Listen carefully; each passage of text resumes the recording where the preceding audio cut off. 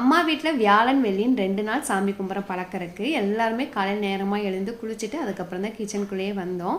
அம்மா போட்டு குளிச்சுட்டு இருந்தாங்க. நான் சரி கொஞ்சம் வேலையை ஸ்டார்ட் பண்ணி வைப்போன்னு ஆரம்பித்தேன். நீங்கள் அம்மா சமைக்கிறீங்க, உங்கள் தம்பி ஒய்ஃப் அபி சமைக்க மாட்டாங்களான்னு கேட்டிருந்தீங்க. சமைப்பாங்க லீவ் டேஸில். Because she is working woman, SBI பேங்க்கில் ஒர்க் பண்ணுறா. ஒர்க்கிங் டேஸில் அம்மாவுக்கு காலையில் நேரம் வெங்காயம் பூண்டு காய்கறி கட் பண்ணுறது இந்த மாதிரி மேல் வேலைகள் எல்லாமே அவள் பார்த்து கொடுத்துருவா.